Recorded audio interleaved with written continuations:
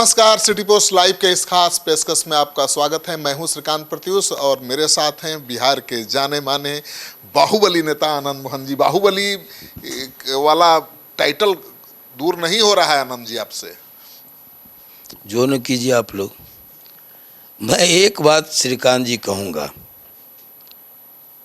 नई पीढ़ी को तो छोड़िए, ये व्हाट्सएप क्लास से आए हुए हैं लोग, चाहे वो नेता हों चाहे वो आम लोग हों, लेकिन जो हमारी पीढ़ी है उसमें आप किस व्यक्ति का कि कोई कहानी, कोई लेख, कोई निबंध, आत्मकथा, कुछ भी पाठ्यक्रम में शामिल है। आज की तारीख में शायद मैं दुर्लभ प्राणी होऊंगा राजनीति का जो पाठ्यक्रम में शामिल है। और पर्वत पुरुष दशरथ सीबीएसई में शामिल है, सभी जानते हैं आप लोग। कौन ऐसा नेता होगा जिसकी किताबें संसद के ग्रंथागार की शोभा बढ़ाता हो? कौन ऐसा नेता होगा जो मानक प्रकाशन है हिंदी जगत का, प्रतिष्ठित, लब्ध प्रतिष्ठित, राजकमल में छपता हो, बावजूद इसके हम बाहुबली हैं, बाकी लोग कलमबली हैं। नहीं तो आप वाकई आप बहुत पढ़े लिखे हैं, अच्छे संस्थान से आपने डिग्री ली है, तो आश्चर्य तो यही होता है कि फिर आनंद मोहन को बाहुबली क्यों बनना पड़ा 1990 के दशक में? क्या परिस्थिति थी जिसने मजबूर किया? आपके लिए कभी आप अभिव्यक्ति की आज़ादी पर जब सेंसरशिप की तलवार लटकाई गई तो बतौर पत्रकार आनंद मोहन जेल गए थे। तब आप लोग शायद होंगे कि नहीं होंगे, तो पैदा हुए होंगे। हाँ तो पैदा ही। हाँ, तब मैं जेल गया तो फिर भी अब हम शुरू किए पत्रकारिता से क्रांति दूत, जो कोसी का लब्ध प्रतिष्ठित अखबारों पर एक व्यक्ति ने, एक नौजवान ने अभी एक पुस्तक छापी, उसमें इमरजेंसी के दौर की भी अखबारें हैं। उसमें क्रांति दूत पर एक पैराग्राफ में चर्चा है, जिसके संपादक हम हुआ करते थे और जो जेल जाने के बाद भी कंटिन्यू किया और सेल में बैठ करके संपादक किया और रिपोर्ट हम लोग तैयार करते थे, बाहर भेजते थे। और मेरे अरेस्टिंग के बाद मेरे बड़े भाई नीलम बाबू, वो उसको बजाबता व्यवस्था देखते थे। हॉकर्स पकड़े गए। जब मेरी एक रिपोर्ट छपी, बिहार का तीसरा जलियांवाला बाग, त्रिवेणीगंज, तो हॉकर्स पकड़े गए। हम तो अरेस्ट हुए ही, बाद में हॉकर्स पकड़े गए ना। तो ये वो मैं जानना चाहता हूँ कि कलमबली के बाहुबली बनने की मजबूरी क्या थी 1990 के दशक में? बाहुबली को सब जानता है कि जब इसी तरह के नारे आए, भूरा बाल साफ करो, जब कहा कि कुछ नेताओं ने सदन में, विधानसभा के अंदर ये बात उठाई कि जो आरक्षण का विरोध करेगा उस पर बुलडोजर चला देंगे, चटनी बना देंगे, तब हम आरक्षण का विरोध नहीं किए थे, कार्यशैली का विरोध किए थे। मंडल के जमाने में ही ना आप उभरे? हाँ बिल्कुल। तो कार्यशैली का विरोध किए थे कि ये समाजवादियों की धरती है, ये जयप्रकाश नारायण की धरती है, ये स्वतंत्रता सेनानियों की धरती है, ये लोहिया की कर्मभूमि है, ये जेपी की जन्मभूमि है। तो यहाँ इस तरह की भाषा लोकतंत्र में नहीं चलेगी। पप्पू यादव कह रहे हैं कि और उसके बाद मधेपुरा की घटना घटी, जो कुछ हुआ किसी से छुपा हुआ नहीं है। हम उसके खिलाफ मंत्रिमंडल को लात मार के, चंद्रशेखर जी के कोटे से 2 व्यक्ति को मंत्री बनना था, रघुनाथ झा जी और आनंद मोहन। तो रघुनाथ झा जी ने ओथ लिया, आनंद मोहन संघर्ष में गए।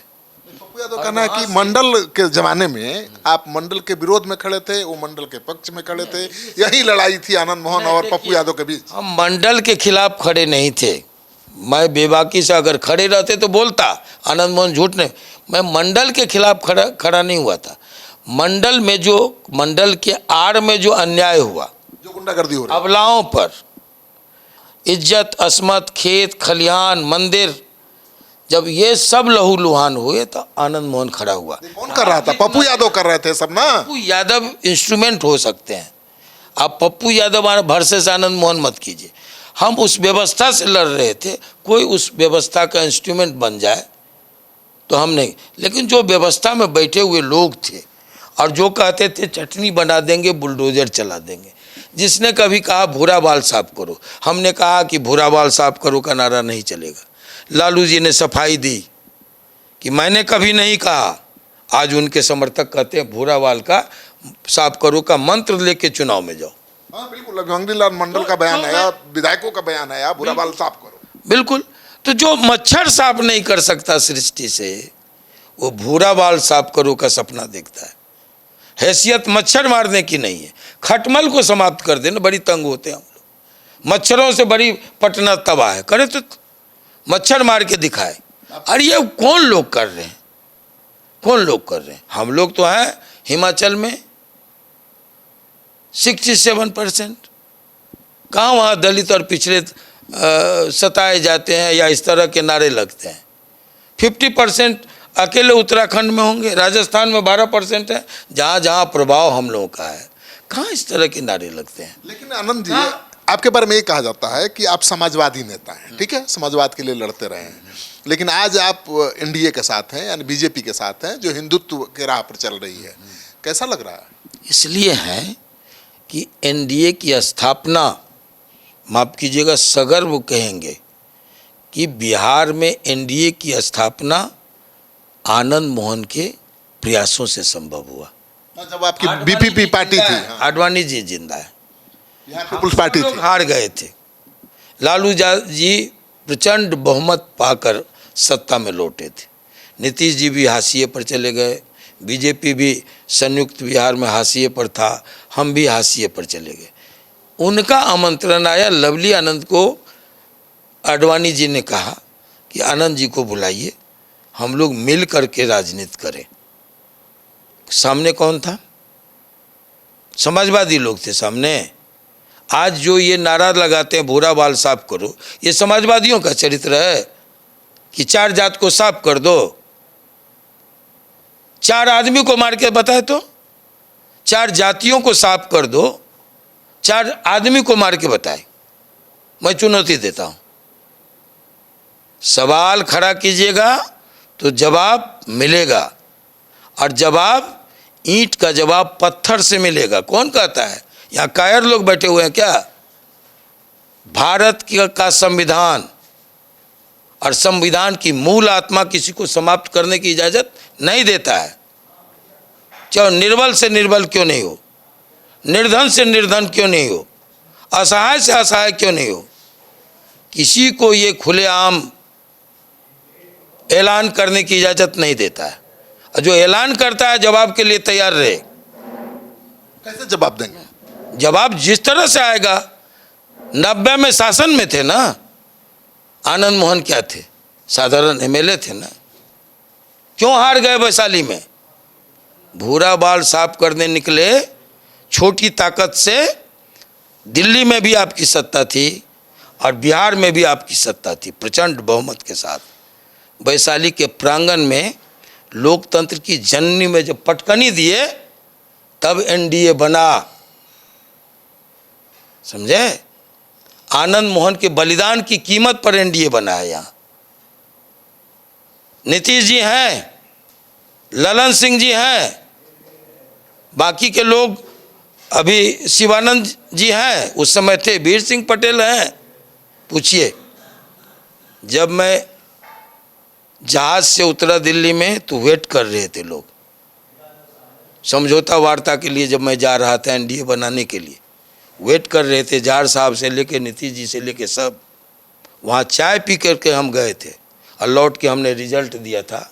और उस समय की समता पार्टी एनडीए की हिस्सा बनी थी। लेकिन आज लोग शरद जी की पत्नी जिंदा है, रामविलास जी की पत्नी जिंदा है।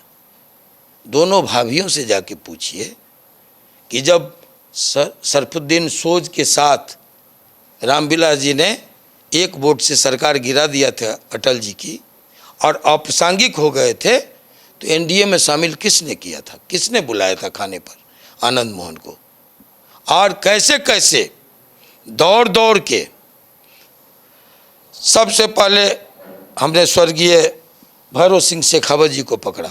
उन्होंने बातचीत की अटल जी से, वो नाश्ते पर बुलाए हमको और लवली जी को। फिर वहाँ से अटल जी ने कहा आडवाणी जी को पकड़ो। आडवाणी जी को अपने तर्क से हम समझाए कि क्यों ज़रूरत है रामविलास जी की, क्यों ज़रूरत है शरद यादव की, लंबी कहानी हो जाएगी। फिर उन्होंने कुशाभाई ठाकरे के पास भेजा। कुशाभाई ठाकरे भड़क गए, कहा कि सरकार गिराया ये तो गुनाह माफ़ी के लायक नहीं है। दूसरी बात, ये जब छोकड़ा था, यही लाइन था, तो नागपुर और जबलपुर अगल बगल है, और जबलपुर में ये प्रेसिडेंट था समाजवादी युवजन सभा का, और इसने आरएसएस को इतनी गालियां दी है आनंद जी कि इसको मरने दीजिए। रामविलास जी के बारे में नहीं, शरद जी के बारे में। शरद जी के बारे में। हाँ, इसको मत शामिल कीजिए, मरने दीजिए। ये क्या करेगा, लालू यादव के साथ वोट है, ये क्यों आएगा। तो हमने कहा कि ये स्पीड ब्रेकर के काम करेंगे। इनके पास जो छत्रप हैं वो सभी सशक्त हैं, मजबूत हैं। मैं नाम गिना के बोला कौन कौन, और इसलिए इनकी ज़रूरत है। मैंने आनंद मोहन फिर कहा रामविलास जी की क्या ज़रूरत है। हमने कहा कि वहाँ जो दो फोर्स है, मिलिटेंट फोर्स आरजेडी में, उस समय जनता दल हुआ करता था, उसका काउंटर कौन करेगा। सवर्णों में राजपूत, भूमिहार, जहाँ कुर्मी बहुल है वहाँ कुर्मी। और आप दो सिर्फ रामविलास जी को मत लाइए, दलितों का मिलिटेंट फोर्स पासवान है, और अति पिछड़ा में एक और मिलिटेंट फोर्स है, वह है निषाद। कैप्टन जयनारायण निषाद जी हम लोगों के प्रयास पर, मेरी सलाह पर आरजेडी से लाए गए। एनडीए में आरजेडी में थे, हरा गमछा पहनते थे। और दूसरी तरफ रामविलास जी की ज्वाइनिंग हुई। ये तो कोई सच्चाई नई पीढ़ी जानता नहीं हमारे रिश्तों को। जिस रामविलास जी को आपने एनडीए में लाने में अहम भूमिका निभाई, शरद यादव को लाने में अहम भूमिका निभाई, उन्हीं के उत्तराधिकारी आप पर बयान देते समय सोचते नहीं है। अब ये सबको ऐसा लगता है। ये जो भी करता हो अनभिज्ञता में, मैं उस पर कोई टिप्पणी देना मुनासिब नहीं समझ। आपने अभी ये बयान दिया है कि सावरकर पर दिया है, गोडसे पर दिया है कि हिंदुत्व, जो कट्टर हिंदुत्व है वो समाजवाद के लिए खतरा है। हमने ये कहा समाजवादियों के योगदान को देश और दुनिया के लिए उस दिन समाजवादियों का जुटान हुआ था, रघुवंश बाबू की पुण्यतिथि थी। और हमने कहा था दो बातें कि जो इस देश पर इमरजेंसी थोपा वो नहीं चलेगा, और जिसने कहा भूरा बाल साफ करो वो भी नहीं चलेगा। इसी पर चिल्पो मचा है, इसी पर बातें बढ़ी गए। ऐसे आनंद मोहन बोल रहे हैं, अरे तुम बोले हो, सरेआम मूल मंत्र इसको घोषित कर रहे हो। आप ये भी तो बोले कि सावरकर नहीं चलेगा, गोडसे नहीं चलेगा। हमने ये कहा, हमने एक पंक्ति से कहा।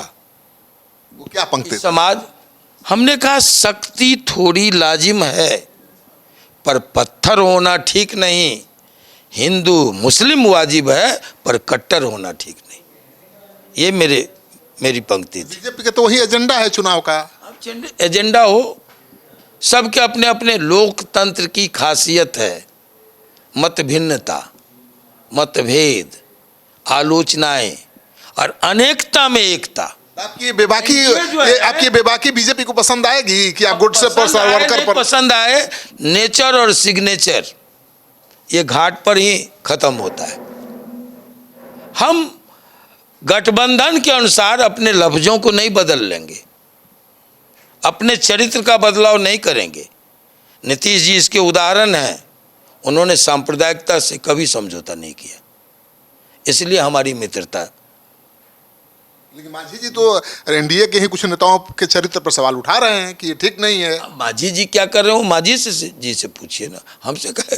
मांझी जी का सवाल मेरे मुंह से क्यों उतर चाहते हैं आप? मांझी जी का जो प्रश्न है मांझी जी से पूछिए। मांझी जी आपकी बहुत तारीफ करते हैं। हाँ, नहीं हम भी तारीफ करते हैं। नहीं, आप तो एक बार हड़का भी दिए थे, आप तो हड़काए भी थे उनको, लेकिन फिर भी आपकी तारीफ करते हैं। वो जब लगा होगा कि कुछ ऐसी, हमको याद नहीं है, लेकिन ऐसी कोई बात होती है तो हम चुप नहीं रहते हैं, है ना।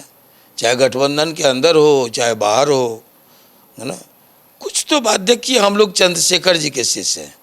चंद्रशेखर जी के बारे में किसने कहा? अटल जी ने कहा, उनकी 75वीं जयंती पर, है ना, जब अमृत महोत्सव मना रहे थे हम लोग, तब वो आए थे मुख्य अतिथि के तौर पर, और उन्होंने कहा था कि 50 वर्षों, उस समय 50 वर्ष हुआ था उनकी राजनीति का, 50 वर्षों के सार्वजनिक जीवन में, राजनीति में मैंने लोकतंत्र के दो ही रूप देखे, दो ही पक्ष देखे, एक सत्ता पक्ष, एक प्रतिपक्ष।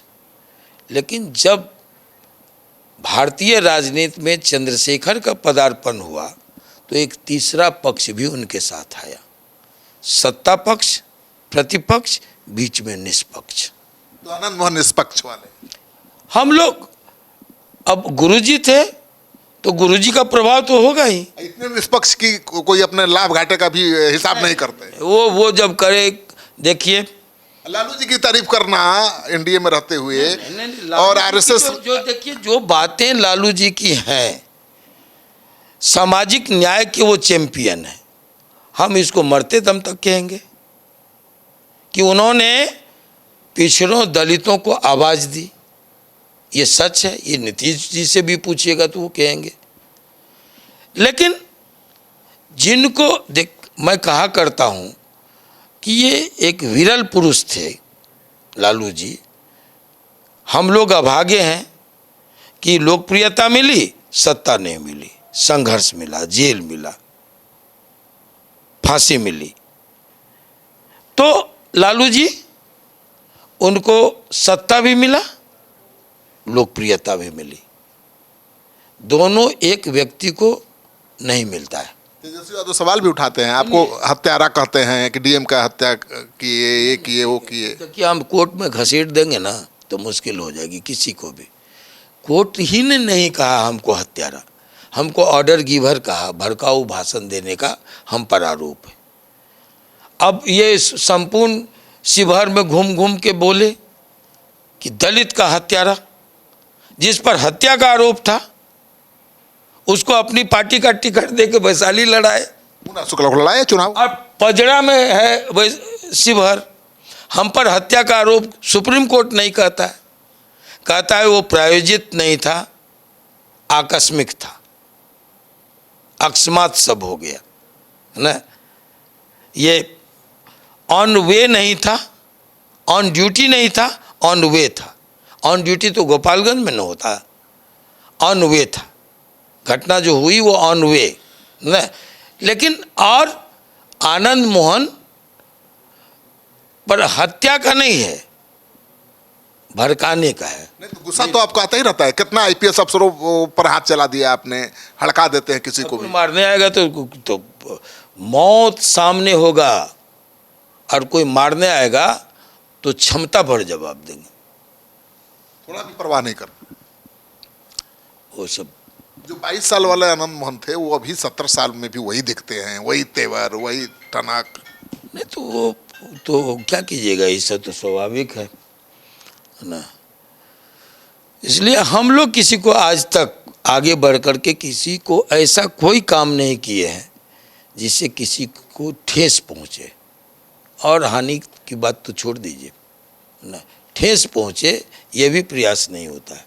तो ठाकुरों के नेता आज भी बने। ये देश है जहाँ रावण की नहीं चली, जहाँ कंस की नहीं चली, जहाँ दुर्योधन की नहीं चली, तो आनंद मोहन की कहाँ से चलेगी, बाकी लोगों की कहाँ से चलेगी।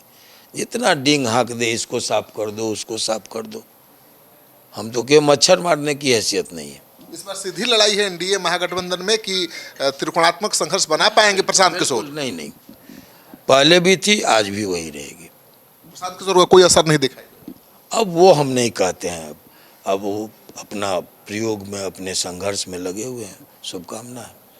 तो आप सुन रहे थे आनंद मोहन जी को, सारे सवालों का बड़े बेबाकी के साथ जवाब दिया, और उन्होंने ये तो परिचय अपना दे ही दिया कि आनंद मोहन जो पहले थे आज भी हैं, बदले नहीं हैं, और किसी भी बयान देने के पहले वो लाभ और हानि का हिसाब किताब नहीं रखते हैं। जो मन में आता है, दिल में आता है, वो बेबाकी के साथ सामने रख देते हैं।